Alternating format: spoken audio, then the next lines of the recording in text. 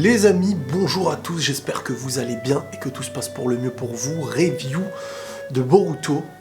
Et c'est l'épisode combien là 152 peut-être, je crois. Et cet épisode, il est clairement consacré à Sarada Uchiwa. Et c'est très très intéressant parce que autant l'épisode, bon, nous on avait envie d'être dans la continuité, de la découverte, de l'organisation Kara, etc., etc. Sauf que bon, on va laisser encore un peu de temps, j'ai l'impression, hein, c'est une question de semaines. Sarada, c'est un personnage qui va être très très important par la suite. Je pense qu'il aura un impact en termes de personnage féminin bien plus grand que Sakura si l'œuvre devient sérieuse et qu'elle reste sérieuse et qu'ils arrivent à vraiment tourner les épisodes. Pour moi, Sarada, elle a de quoi impacter les choses. Premièrement parce que, à mes yeux, c'est la future Hokage. Hein.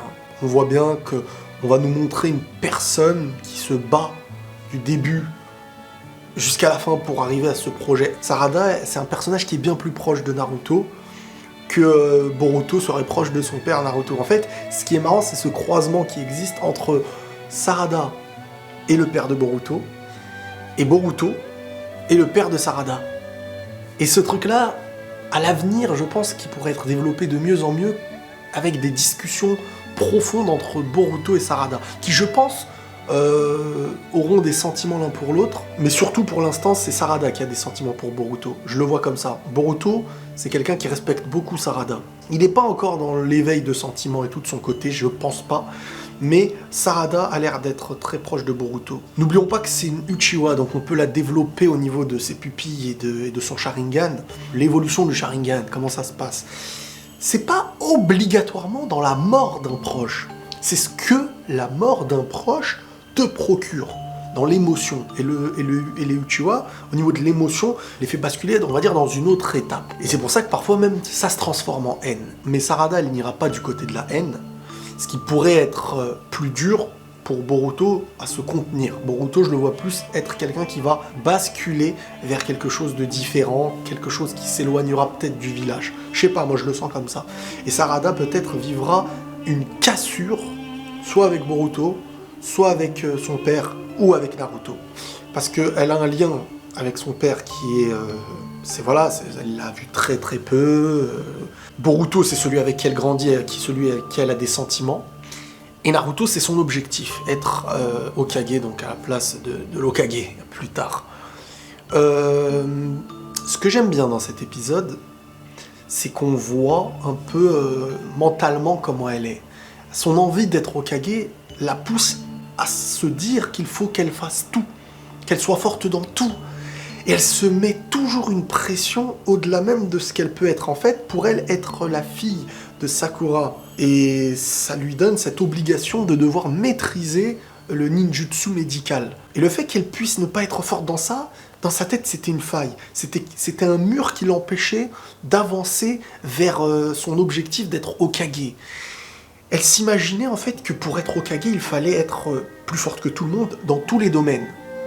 Et ça, c'était un blocage. Peut-être que maintenant, et ce que j'ai bien aimé dans cet épisode-là, c'est vraiment à la fin, c'était un peu triste, surtout là, Boruto, ils arrivent à mettre des petites musiques nouvelles qui sont dans l'émotion, j'aime bien. Déjà, rien que quand on a évoqué l'organisation Kara, j'avais beaucoup aimé le petit détail de l'instru. Tu disais, oula, ça m'évoque du Naruto, de l'Akatsuki, dans le dernier épisode, enfin l'avant-dernier épisode.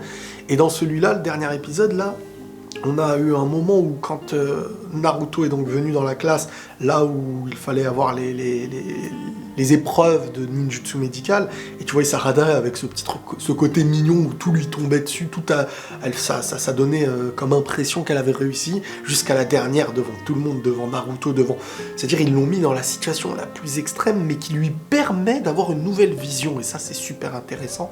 C'est quand elle a échoué devant toute personne qui était le pire pour qui elle échoue, quoi. Et donc, elle était tellement mal dans sa peau, c'est comme si tu devais prouver au monde quelque chose. C'est comme si ton rêve, c'était d'être informaticien.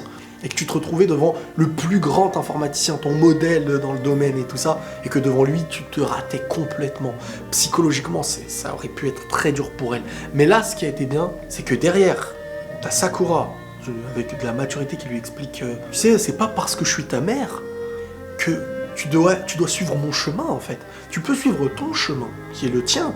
Tu auras des points forts que je n'ai pas, et tu auras des points faibles qui sont peut-être mes points forts. Et derrière, t'as Naruto qui vient de manière humble et qui lui dit « Tu sais, moi j'ai plus de points faibles que de points forts. » Et derrière, t'as Boruto qui vient aussi et qui confirme clairement les points faibles de Naruto, donc son père, l'Hokage. Et t'as aussi Shikamaru qui dit « Si l'Hokage était aussi bon dans tous les domaines, il n'aurait pas besoin de moi. » Et là, tu vois à quel point la leçon, elle est super intéressante même pour nous. Vous savez, vous pouvez vouloir atteindre des objectifs et à un moment donné, tellement vos objectifs sont hauts, vous pensez qu'ils deviennent inatteignables parce qu'il faut être fort dans tout et n'avoir aucune faille. C'est comme dans tous les domaines, dans l'amitié, dès que vous pensez qu'il y a une dispute, à la moindre faille, vous vous dites non, c'est un échec, alors que parfois non. C'est juste humain, c'est juste ce que vous êtes, c'est juste ce que chacun peut être avec des points forts. Et ces points forts-là, si tu arrives à les prendre en main et à les faire grandir, tu deviendras quelqu'un de grand dans ce domaine-là. Mais le mec qui est très très fort dans le foot et qui en a fait son sport peut être très très naze dans notre domaine. Et tu peux lui apprendre quelque chose dans l'autre domaine. Et l'Hokage, en fait, c'est pas celui qui sait tout faire. C'est celui qui va s'entourer déjà de bonnes personnes, qui aura le bon soutien et qui sera fort dans ses domaines. Tsunade était fort dans ses domaines. Hashirama, il avait ses points forts. Même au niveau du caractère, il avait des failles dans son caractère. Ultra susceptible, et t'avais de l'autre côté Gaara, il a aussi des points faibles, c'est un mec, c'est un combattant à distance, si tu le combats au corps à corps, il est plus dans son point fort. Et voilà, et chacun par sa particularité pourrait devenir ce qu'il a envie s'il se donne à fond. Et Sarada, ça l'a éveillée à une maturité alors qu'elle s'était mis une pression complètement folle. Là, elle se rend compte que l'idéalisation qu'elle a d'un objectif ou même d'une personne, c'est similaire à l'idéalisation qu'on peut avoir par rapport à des gens que vous admirez, ou même par rapport aux parents, en se disant c'est nos parents, ils n'ont pas le droit de faire une erreur. Au final, tout le monde est un... Tout le monde ne sont que des enfants qui ont grandi avec des domaines qui sont les leurs et des failles qui leur sont propres à eux. Et ça, dans cet épisode, je trouve ça super intéressant. Maintenant, pour revenir globalement à Sarada, parce que ça va être un personnage, moi, que je trouve qu'il faut vraiment commencer à la mettre en avant. C'est un très bon personnage, Sarada. On peut faire quelque chose de très intéressant. Fille de Sasuke, donc faut assurer. Et le clan Uchiwa, il a une histoire.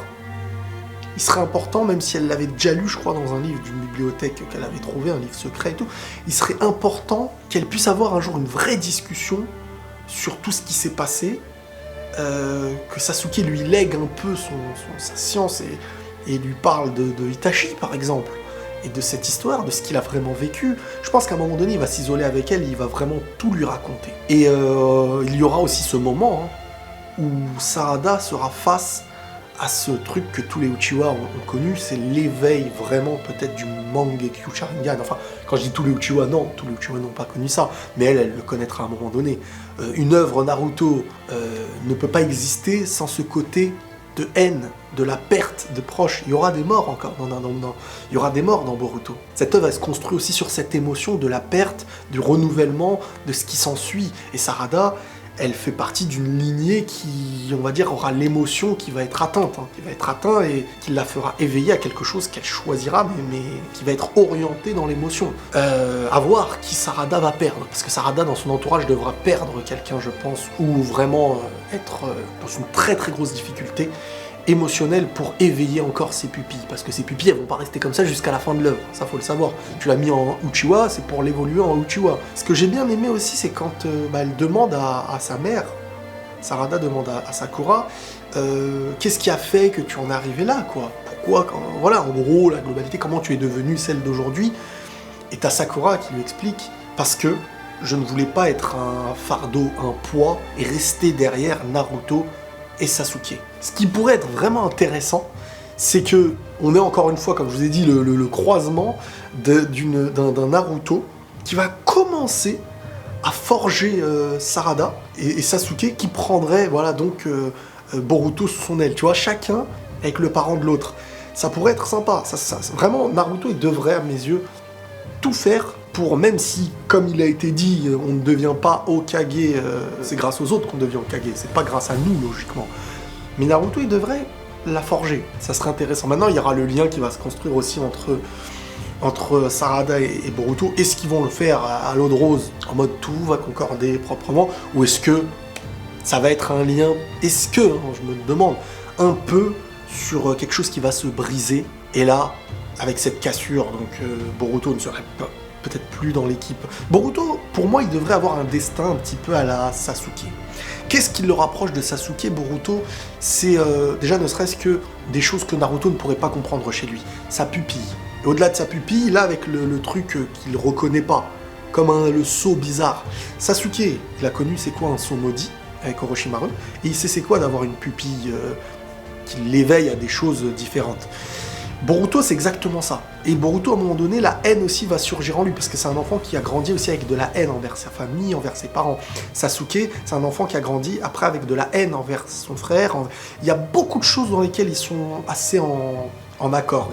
Et que Sasuke a beaucoup plus de choses à apporter à Boruto que Naruto dans ce domaine-là. Par contre, Naruto a beaucoup plus de choses à apporter à Sarada dans le domaine dans lequel elle veut avancer et grandir. Elle est vraiment dans l'envie d'être dans la norme shinobi et de suivre cette voie pour en devenir la meilleure, celle qui va être utile aux autres. Elle a besoin des autres. Boruto, c'est pas un gars qui sent qu'il a besoin des autres. Boruto, il veut se rendre utile, il veut faire les choses, mais il finira un peu plus en solitaire, je le vois comme ça. Il aura un destin plus tragique et plus glauque à mes yeux qu'une Sarada qui, elle, va subir ces choses-là, extérieurement, en ayant une avancée qui est plus digne de la normalité et d'un bon suivi. C'est comme ça que je le ressens, personnellement. Maintenant, on verra par la suite. En tout cas, ce genre d'épisode peut nous tirer des choses. Même si l'épisode a l'air neuneux, il nous tire des choses. Moi, ce que je me demande, c'est le rôle de Mitsuki dans tout ça, en fait. Mitsuki dans tout ça, quand il viendra le moment où il va perdre Boruto. Moi, Boruto, je le vois finir en solitaire, dans un sens. Ça serait vraiment bien pour l'œuvre. Mais Mitsuki, qui a besoin de Boruto, c'est son soleil, quoi.